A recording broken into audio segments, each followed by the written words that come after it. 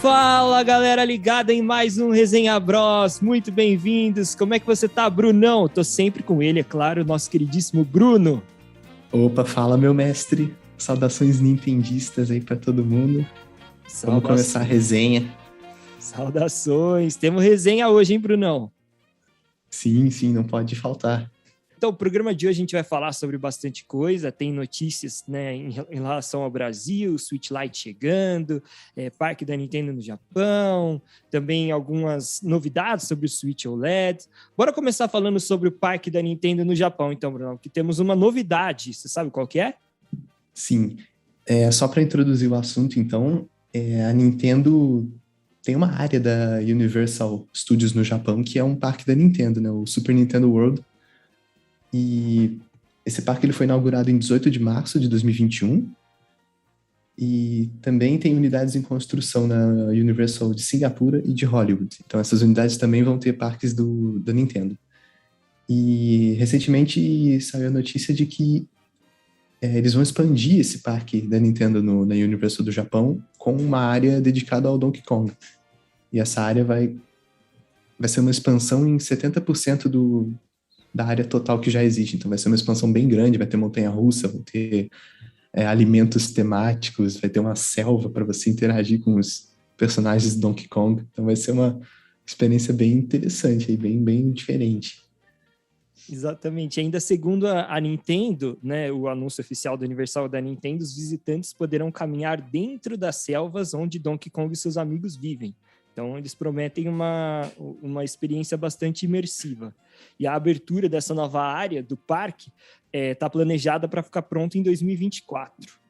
E só para dar também um pouco de contextualizar também, além de Singapura e Hollywood, eu acho que eles já estão trabalhando para construir esse parque lá no complexo de Orlando, né, que é o lugar onde mais tem parques, tal, né, Disney, Universal. E cara, esse parque da Super Nintendo World ficou pronto esse ano, 2021. Na verdade, era para ter ficado pronto antes da Olimpíada. Então, o planejamento inicial era para 2020, né? Mas, claro, por conta da pandemia e tudo, acabou se estendendo.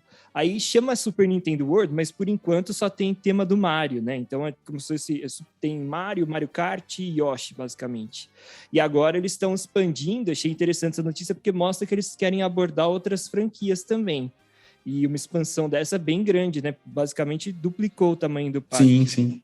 Então, provavelmente esses outros parques que estão em construção, inclusive esses, né, nos Estados Unidos, que são mais próximos da gente aqui, bem provavelmente eles já vão ter esses dois temas desde o início, né? Do Mario e do Donkey. Acho que faria mais sentido, apesar das as notícias não explicarem exatamente se essas unidades que estão em obra, se elas já inaugurariam com as duas áreas, né? A do Mario e a do Donkey Kong, mas não faria sentido se já existe em uma região do planeta, você ter elas diferentes, né? Provavelmente, se não for assim, de início, pelo menos provavelmente já tem expansão em mente, assim, né? Sim, pelo menos uma previsão, né, de inaugurar para elas ficarem todas com o mesmo conteúdo. Exato. Em todas as unidades. E a Universal faz muito bem essas áreas temáticas, lembrando, para quem já foi, que a Universal de Orlando tem o tema do Harry Potter, né? Tem uma área toda do Harry Potter, e é bem imersiva, tem a comida, você toma lá cerveja amanteigada, e esse parque da Nintendo no Japão parece ser igual, então vamos esperar aí que fique pronto logo e que a gente consiga ir, né, Brunão? Seria um sonho, né? Isso vai ser mais difícil. Ficar pronto ele vai ficar, mas se a gente vai conseguir ir, não, até 2024, até 2024 a gente já tá com 1 milhão de seguidores no YouTube. Opa, aí a gente já foi até no Ratinho. A gente vai fazer até sorteio, hein, galera? Se a gente chegar em 1 milhão de inscritos no YouTube, a gente vai fazer sorteio para alguém ir com a gente. Né, Brunão? Nossa, aí vamos ter um inscrito fiel aí. Exatamente. Bom, Brunão, outra notícia dessa semana que é bem relevante para a gente aqui no Brasil é que a Nintendo anunciou de maneira oficial a chegada do Switch Lite. O Switch Lite que foi lançado já faz 2 anos, né, em 2019, e agora ele chega oficialmente no Brasil pelo preço de R$ 1.899. Já está sendo vendido tanto no site da Amazon quanto do Magalu, do Magazine Luiza. Com um atrasinho, né, Bruno? Chegou esse É aquele atraso esperado que a gente sempre tem com os eletrônicos aqui no Brasil. É 2 anos no mínimo, né? Vamos Realmente, ver dessa quando que vez. o OLED vai chegar aqui de fato. Então, eles tinham falado, isso eu até achei uma notícia, um pouco melhor nesse sentido, porque o Lite demorou 2 anos para chegar, mas o OLED, que vai ser lançado agora em outubro, a princípio, a Nintendo do Brasil disse que vai ser lançado o ano que vem. Então, seria aí 1 ano, já caiu pela metade. Tá? Já seria uma boa melhoria. Não é o ideal, mas, né, já é alguma coisa.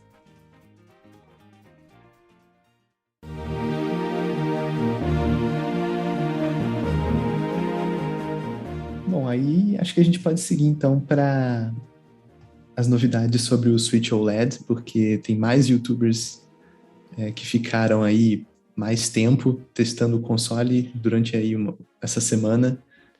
Aconteceu então, que, na verdade... Vamos começar com esse tópico. Boa.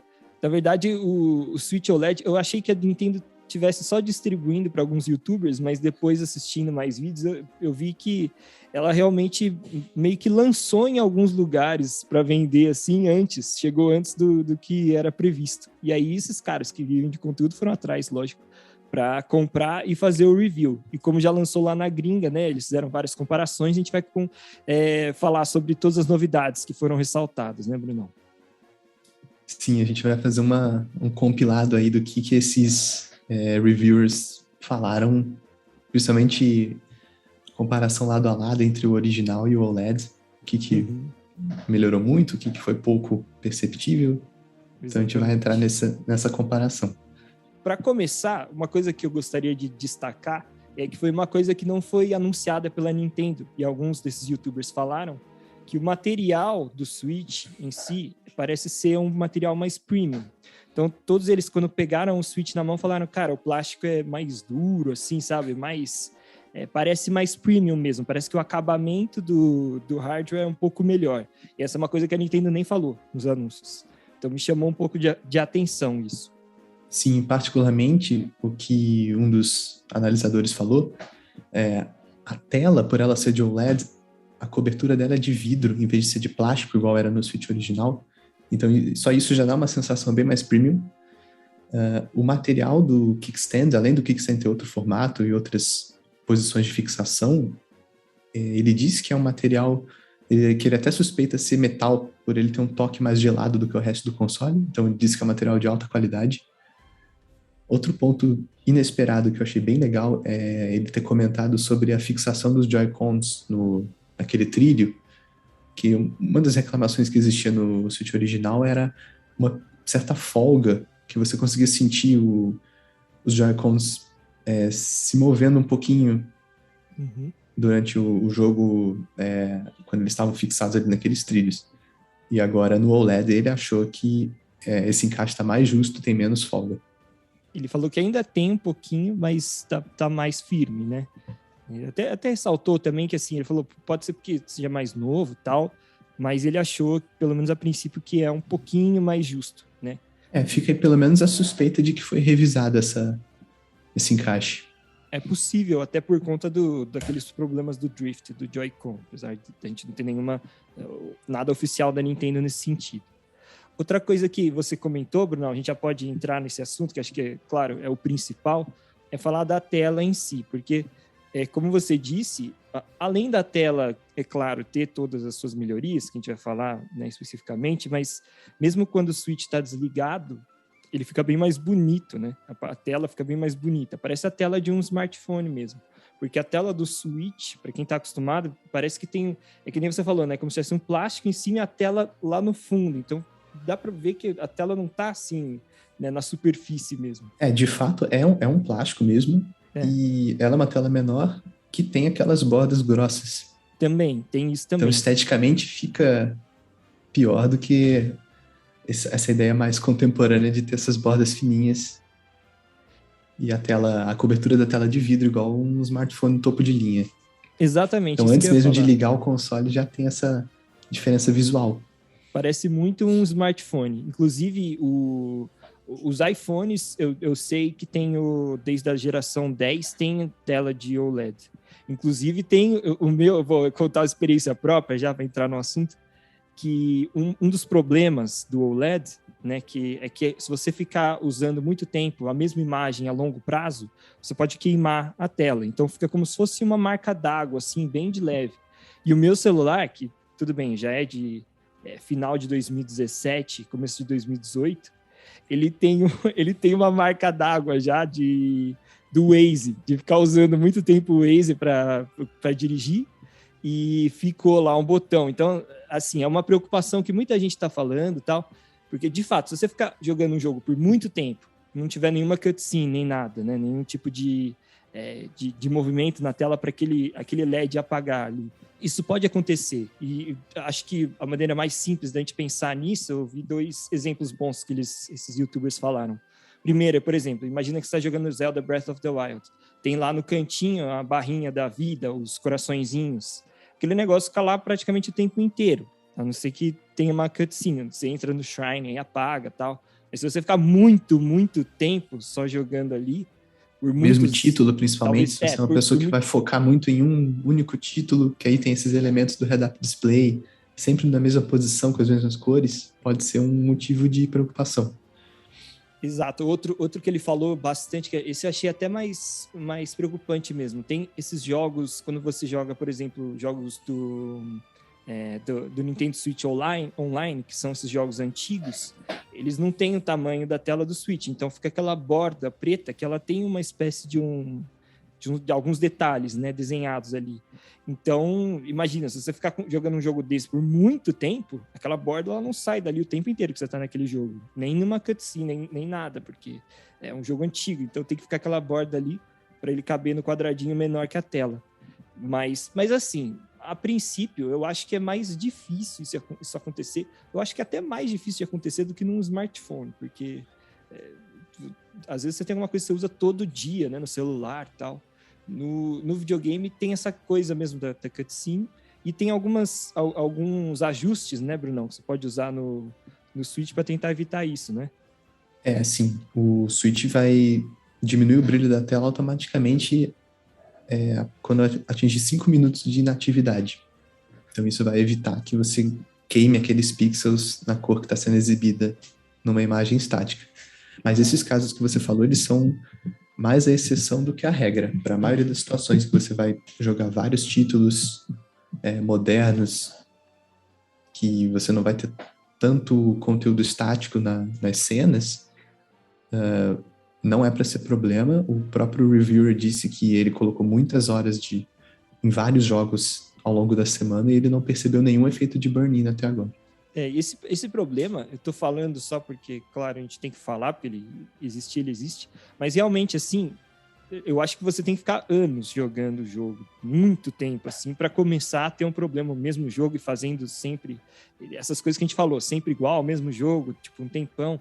Talvez você não utilizar, né, esses recursos que nem o Bruno falou, da tela desligar sozinha. Se você forçar, se você tentar, você vai conseguir queimar a tela, mas aí é intencionalmente, mas usando para você mesmo, sem querer queimar a tela de propósito, é bem mais difícil de acontecer.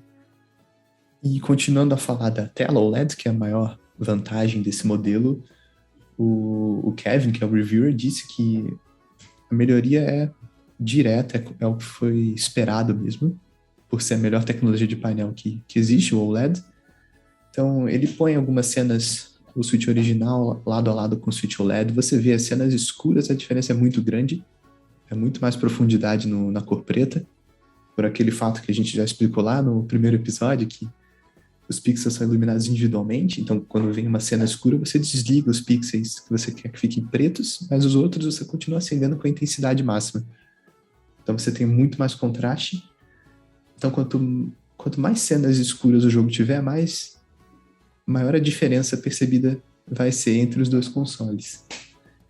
E a surpresa também foi ele comentar sobre o brilho, porque a gente tinha falado lá no primeiro episódio que o OLED não é o tipo de painel que tem mais brilho dentre os painéis que existem.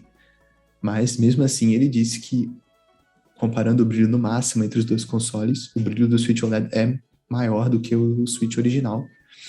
Embora para jogar sob luz do sol direta, ainda não é o ideal em nenhum dos casos.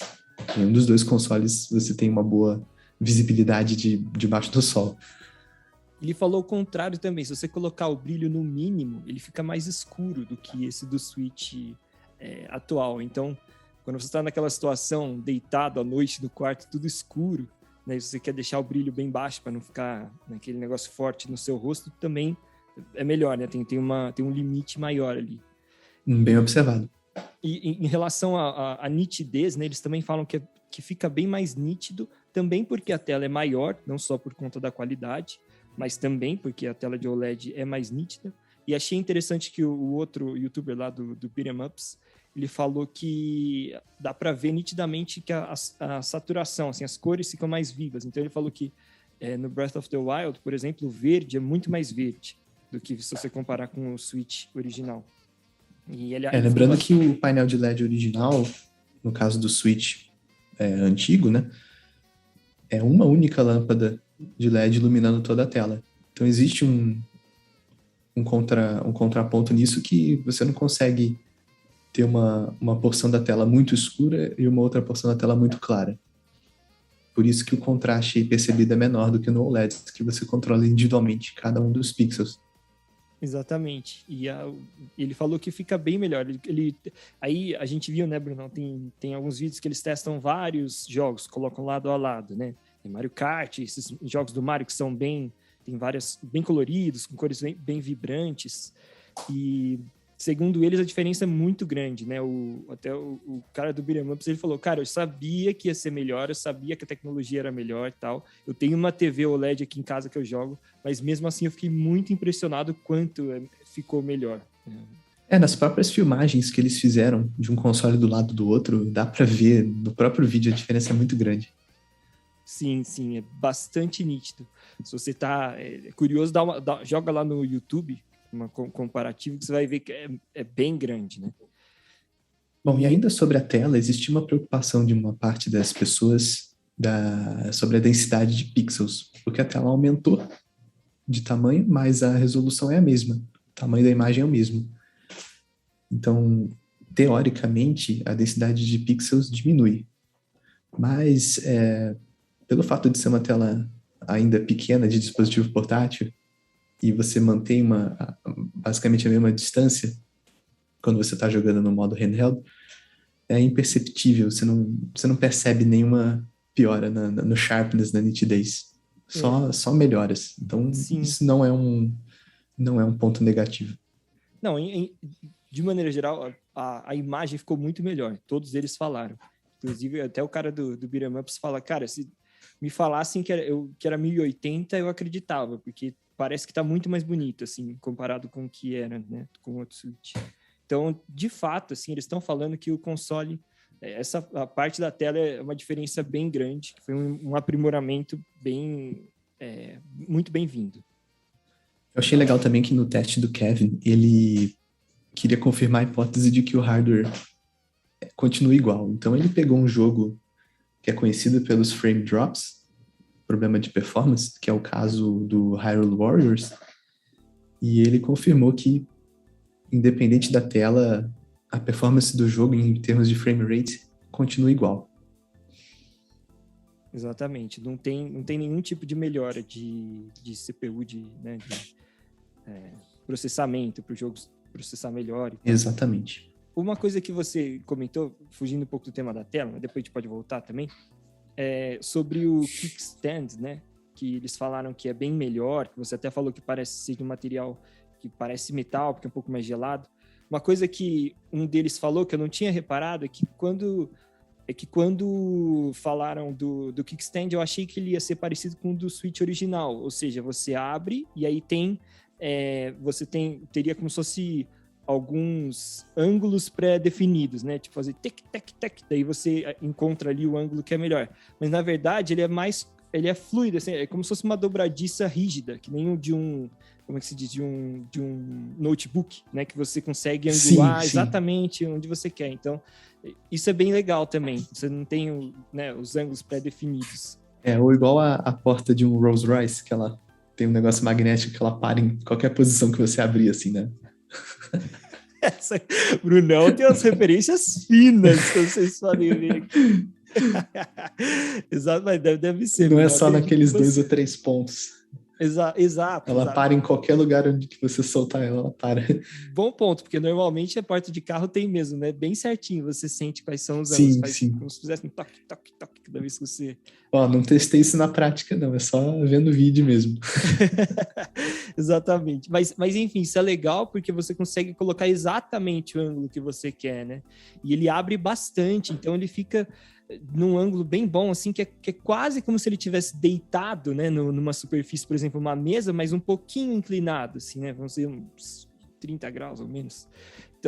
Então por exemplo, esse é um ângulo muito bom, se você está numa mesa, que nem uma mesa que você trabalha, por exemplo, né, você coloca, fica num ângulo bom para jogar. E para quem gosta do modo tabletop, melhorou demais. Exato. E teve uma coisa que um deles falou, achei bem interessante também. Ele falou, olha, eu nem uso muito o Switch no modo tabletop, mas considerando que a tela tá com uma qualidade melhor, que a tela tá maior e que tem esse ajuste aí para posicionar em qualquer ângulo, fica bem melhor, fica muito mais utilizável no modo tabletop. Então isso eu achei bem interessante também, porque realmente talvez se fosse um pouquinho melhor o Switch nesse sentido, como, né, esse novo na prática já ele deixa esse modo tabletop muito mais utilizável, muito mais prático, né? Bom, então seguindo para o tema da melhoria do áudio, esse foi um tema que o Kevin disse ter sido uma melhoria muito sutil, que você só percebe colocando os 2 consoles lado a lado.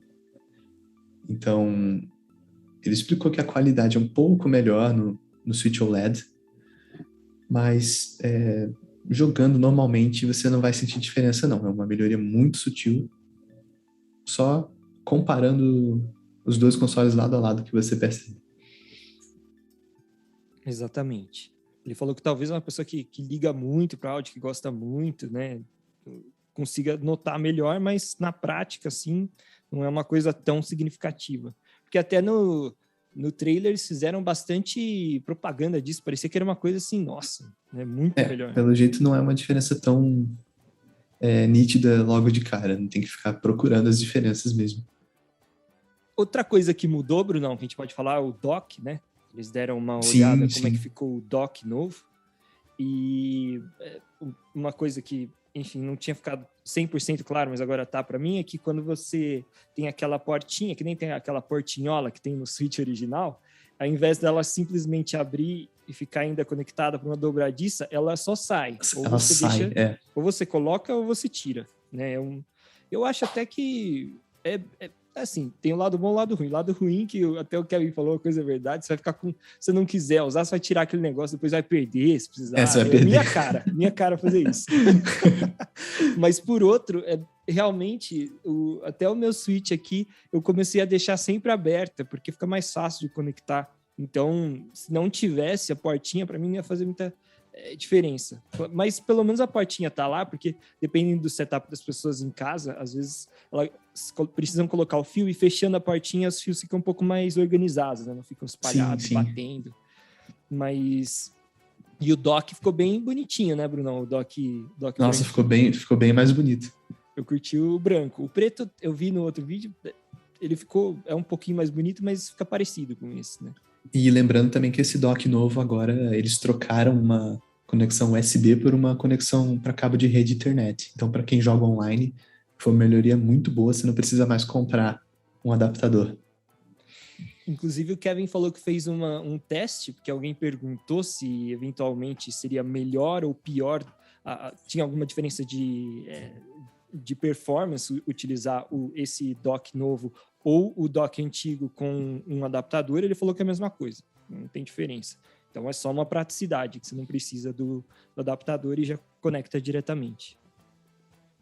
E continuando a falar de acessórios, uma preocupação que ele tem é que o Switch OLED ele é alguns milímetros mais largo do que o Switch original. Então surgiu o pensamento assim, de acessórios de ergonomia que poderiam não ser compatíveis. E ele disse que no caso daqueles grips, que o Pedrão tem um, inclusive, que é um grip que ele adiciona umas abas para você segurar o console montado com os Joy-Cons com aquelas abas como se ele fosse mesmo um Pro Controller, assim, um controle mais ergonômico. Sim. Ele tentou encaixar um desses acessórios no Switch OLED. O acessório era para o Switch original, ele tentou encaixar no Switch OLED e ele achou muito justo, muito apertado por conta dessa diferença de tamanho. Então ele não recomenda você tentar reaproveitar esse tipo de acessório que precisa do encaixe muito, muito fino, muito justo, muito preciso, que poderia até ficar preso, ficar muito difícil de tirar e também marcar os Joy-Cons que são brancos, né? Você encaixar ali o acessório preto ou de alguma outra cor assim forte e na hora que você for tirar ele manchar o Joy-Con na lateral. Arranhar também, né? Então, vamos ver se vão lançar acessórios separados, né, para Switch original e Switch OLED. Não, provavelmente essas empresas já estão fazendo, que elas adoram essas coisas, que elas podem fazer mais e vender mais, né? Tem motivo para vender mais. Eu nem vi assim acessório, mas deve ter lançado já. Deve, mas assim, é importante a gente falar que é um ajuste pequeno. Então, para esses, que nem o Bruno falou, para esses acessórios que precisam de que são bem justinhos, você falou do grip, tem também aqueles cases de proteção, né, que são duros assim. Case vai servir, porque a diferença é muito pequena. Case sim, mas eu tô falando aquele que você coloca para proteger o Switch, tipo uma crosta, assim, sabe? Tem uns que são tipo uma crosta transparente, como se fosse uma capinha de celular. Sim, sei do que você tá falando, agora entendi. Se for um desse tipo, assim, que é muito justo também, provavelmente não vai entrar. Então, é uma questão aí que esse tipo de acessórios não vão funcionar. Mas como o Brunão mesmo acabou de dizer, esses cases para você guardar, tipo que é tipo uma lancheirinha, né? Que você bota o Switch lá. Sim, um estojo. Que é um estojo, que normalmente não é tão, né? Tem um espacinho ali, provavelmente vai servir sem problema.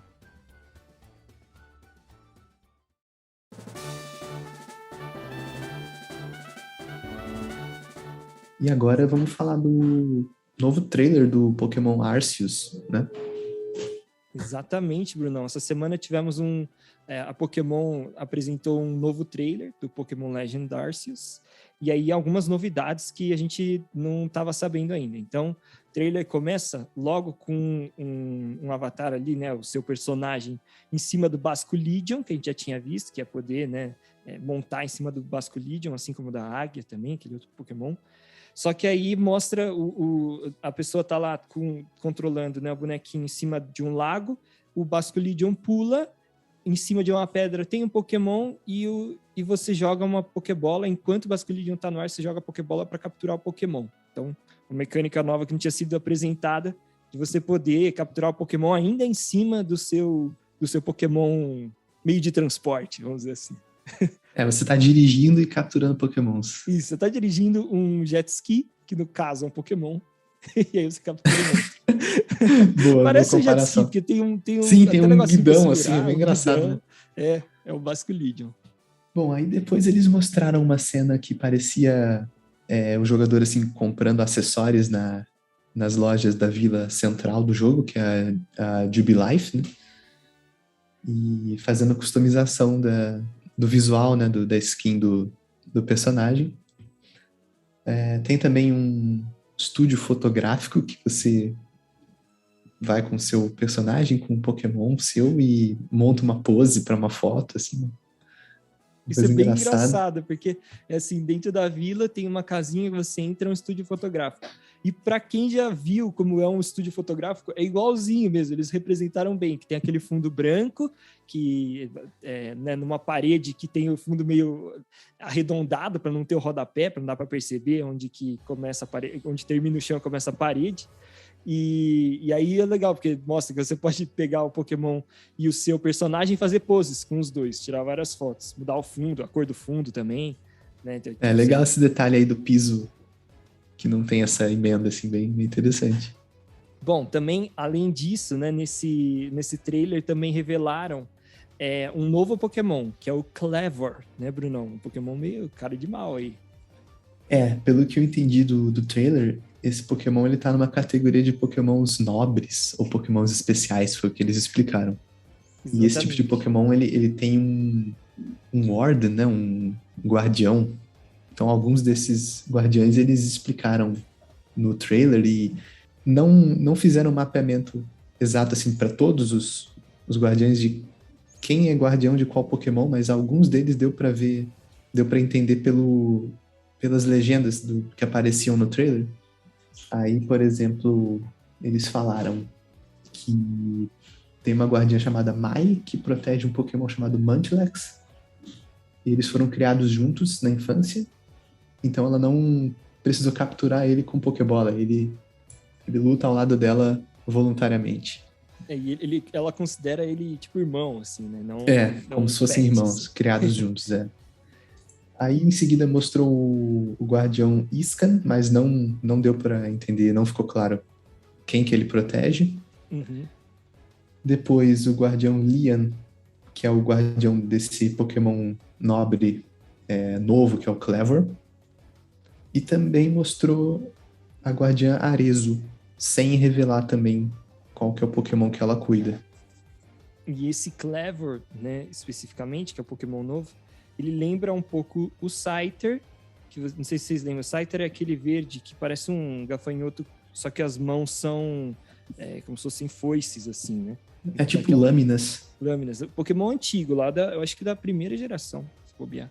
E ele não tinha evolução, e agora o Clever foi apresentado como uma evolução do Scyther. Então eles até são parecidos, né?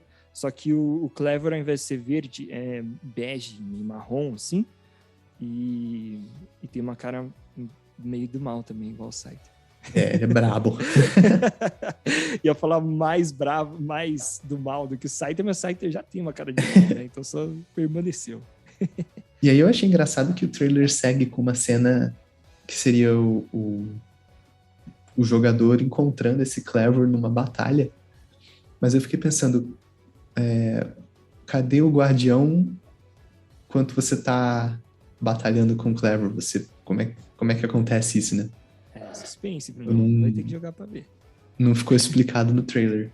Se você tem que, sei lá, derrotar esse guardião pra poder lutar com o Clever, ou se você vai encontrar o Clever no mapa e vai seguir uma luta.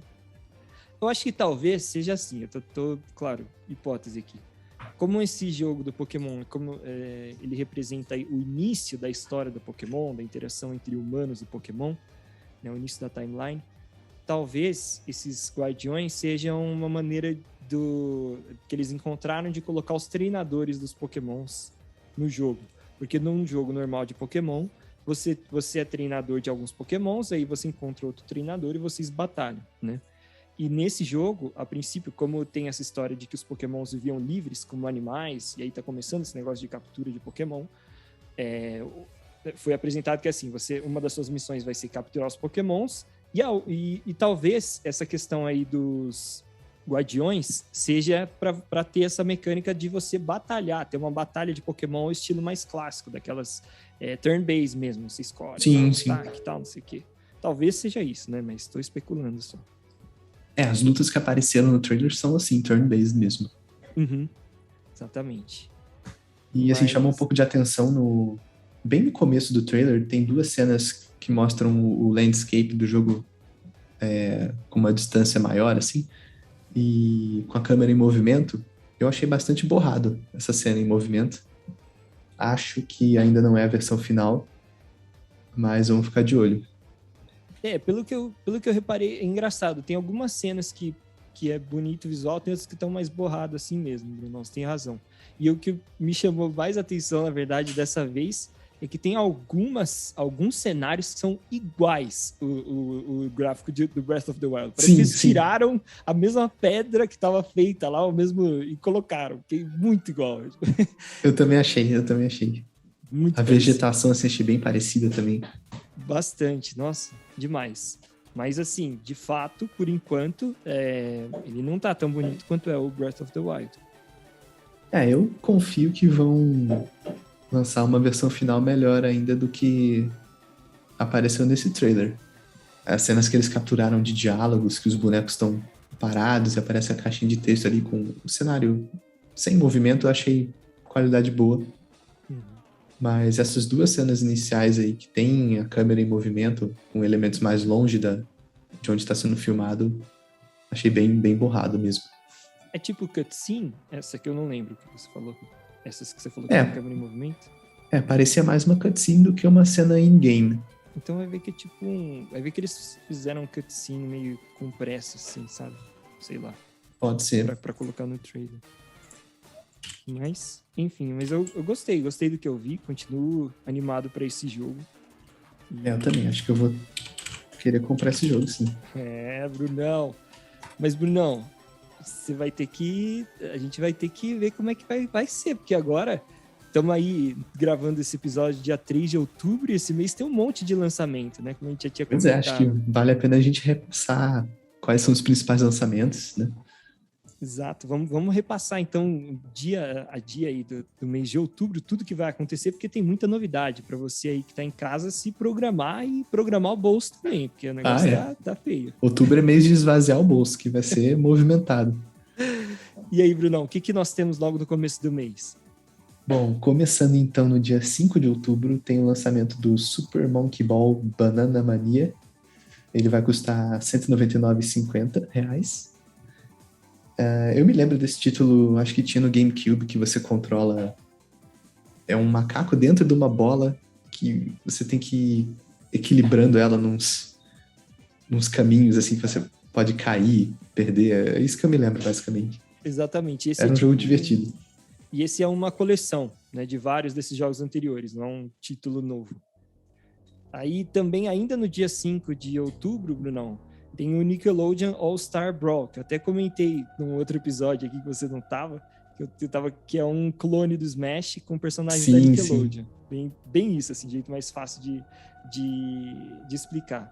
Ele vai custar na eShop Brasil R$ 249,00, só que antes, se você comprar pré-venda, antes de ser lançado, ele tá por R$ 199,99. Então, se você tá planejando comprar, né, com certeza, então vale a pena comprar uns dias antes para economizar aí R$50, basicamente. Isso aí. E aí, dia 8 de outubro, talvez o grande lançamento do mês, que é o Metroid Dread. Preço padrão, né, da Nintendo de R$ 299,00, não tem como fugir disso. A gente já falou muito sobre esse jogo, tem aí vários episódios, a gente foi cobrindo os trailers que foram divulgados. Exato. Também no dia 8 de outubro, temos Tetris Effect Connected, por R$ 203,95. Não sei muita coisa sobre esse jogo, sinceramente. É aquele jogo do Tetris que a gente viu no Indie World. Não sei se você lembra. Eu até brinquei com você que o Tetris... Falei, o Tetris no Indie World? Era aquele que parecia, tinha umas animações que pareciam de karaokê. Exato. Sim, lembrei.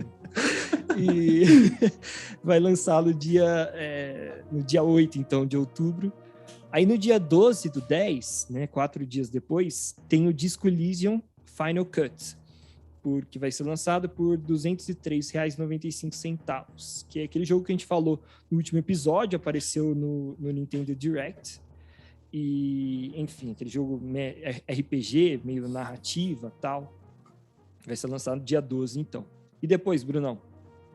Aí, no dia 19 do 10, mais um jogo que a gente falou no episódio anterior sobre o Direct, que é o Dying Light Platinum Edition, que é aquele compilado com todos os DLCs do Dying Light, por R$ 249,00. Aí, no dia, passando um pouco ali, já uma semana depois, no dia 26 de outubro, vai ser lançado o Marvel Guardians of the Galaxy. Ainda sem preço, não saiu o preço dele na eShop, mas título novo de um jogo que é baseado num filme famoso aí da Marvel, deve ser por volta de R$250, R$300, né? Aquele preço mais cheio. É um hack and slash com personagens da Marvel e vai chegar ao Switch ao mesmo tempo que vai chegar nas outras plataformas, né? No PlayStation 4, Xbox, etc. E aí também, no dia 26 de outubro, tem o jogo dos Smurfs, Mission Villif. É um 3D platform que lembra um pouco a mecânica do Luigi's Mansion, com aspirador de pó. Por enquanto não está disponível na eShop brasileira, mas na eShop do México sai por R$ 183,00. No dia 28 do 10, já chegando aí no final do mês, vai ter aquele jogo Voice of Cards, The Isle of Dragon, por R$ 159,00 na eShop brasileira, que é aquele RPG de cartas que a gente falou, que foi apresentado também no último Nintendo Direct. E para fechar o mês, Brunão, temos um lançamento também importante da Nintendo, né? E isso, mais um grande lançamento, Mario Party Superstar, por R$ 299. Também no dia 28 de outubro. E, enfim, Mario Party, né? Que a gente já falou bastante sobre ele aqui, que compila alguns boards e minigames dos 3 primeiros jogos da franquia lá do Nintendo 64. Além de jogos, Brunão, tem outras novidades também chegando em outubro, né? Isso, a nova assinatura Premium do Switch Online para você jogar títulos do Nintendo 64 e do Sega Genesis, que a gente comentou também no episódio passado. Também, fora lançamentos, né, de jogos, no dia 5/10, vamos ter o Sakurai Presents, onde o querido Sakurai vai revelar quem é o último personagem do DLC do Smash Bros. Ultimate e vai fazer aquele tradicional teste de como usar o boneco, apresentar um pouco dos golpes. E ainda sem data, mas vai ser em outubro, é o Animal Crossing Direct. Vão ter algumas novidades aí que não foram reveladas exatamente sobre exatamente o que vai acontecer, mas vamos ter novidades do Animal Crossing também em outubro. Exatamente. O Nintendo Switch Online, que também está marcado para ser lançado em outubro, também não tem data específica, por isso que não nem comentou. É isso então, galera. Um monte de coisa para acontecer nesse mês. Com certeza no próximo episódio a gente vai falar sobre esse personagem novo apresentado pelo Sakurai para Smash Bros. Esse aí Brunão assume, porque ele é o cara do Smash. Nossa, eu tô ansioso. Também tô, Brunão. Vamos ver o que nos aguarda, hein? E sobre o Metroid Dread, eu vou me preparar para comprar logo e começar a jogar assim que lançar. E a gente vai conversando também nossas impressões aí. Ah, com certeza, né, Brunão? Isso aí não vai ter como. Nossa, isso vai ser muito bom. Tantos anos sem Metroid decente, né, nossa? Pois é, esse aí tá um hype bem grande. Beleza então, Brunão? Beleza, acho que é isso por hoje. Vamos ficando por aqui, falamos aí de bastante coisa, um episódio, muitos assuntos, nem tanto assuntos tão longos, mas bastante novidade para você que é nintendista. E se prepara porque outubro o negócio vai ser bruto, vai ser louco. Vai ter muita coisa pra gente falar aqui no podcast, porque vai ser lançamento um atrás do outro e só jogo grande. Né, Bruno? Muita resenha vindo por aí. Evidente. Muito obrigado, então, todo mundo por escutar. Muito obrigado, Brunão, pela resenha de sempre. Valeu demais, meu mestre. Muito obrigado ao público nintendista. Até semana que vem, então, galera. Falou! Valeu, até semana que vem.